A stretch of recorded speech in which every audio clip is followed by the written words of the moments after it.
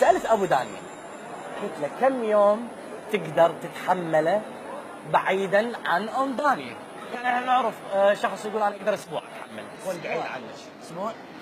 ما تقدر تصبر معي. شلون؟ لا ده أقول لك ولا يوم. هي بظنك يعني؟ من يشخر بالليل أكثر أنت لو هي؟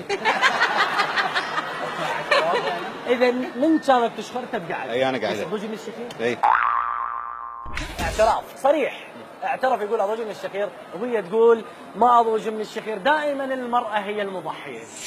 يا أم دانية سألت أبو دانية بالموضوع قال لي أنا وافقت مبدئيا.